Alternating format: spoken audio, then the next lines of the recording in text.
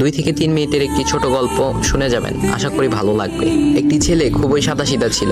সে একটি দোকানে চাকরি করত। ছেলেটির বেতন ছিল মাত্র 5,000 টাকা। ছেলেটির দোকানের সামনে দিয়ে প্রতিদিন একটি মেয়ে স্কুলে যেত। মেয়েটি প্রতিদিন বোরকা পরে যেত, কিন্তু প্রায়ই মুখটা খোলা থাকতো।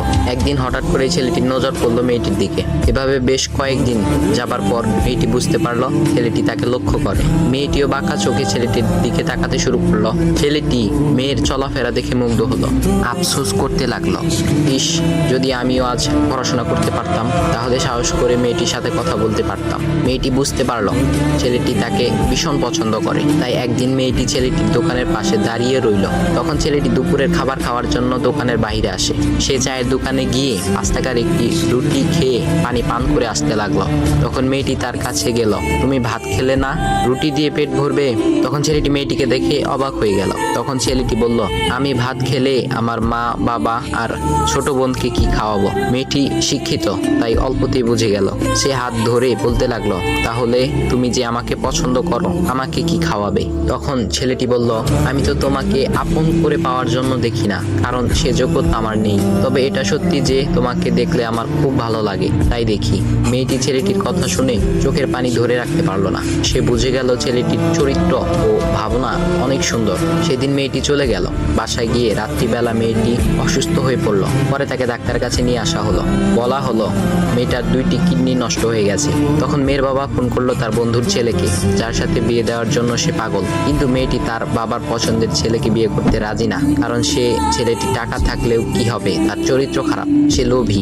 এদিকে মেয়েটির কোনো লোভ ছিল না। যাই হোক, হবু জামাই আসার পর তাকে সব খুলে বলল, তোমার থেকে একটি কিডনি খুলে আমার মেয়েকে দাও। তুমি তো বলছো আমার মেয়েকে তুমি অনেক ভালোবাসো, তাকে পেলে তুমি ভালো হয়ে যাবে, তাহলে আজ পরীক্ষা দাও।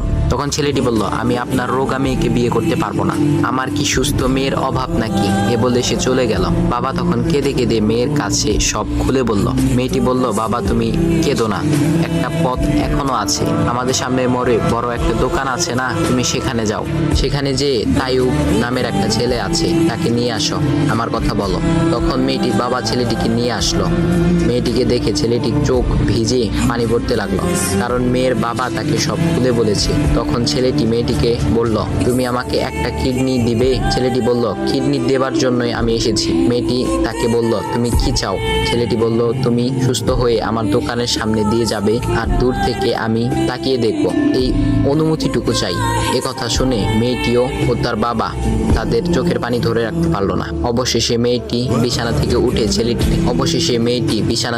উঠে ছেলেটির 2 পা জড়িয়ে ধরে বলল, এই জীবনে তোমার থেকে আমাকে মৃত্যু ছাড়া আর কেউ আলাদা করতে পারবে না। তারপর মেয়েটি বলল, আমার কোনো কিডনি নষ্ট হয়নি, এসব ছিল আমার সাজানো নাটক, আমি যা ভেবেছিলাম তাই হয়েছে। তোমাকে দেখে বুঝেছিলাম তুমি আমার একমাত্র যোগ্য।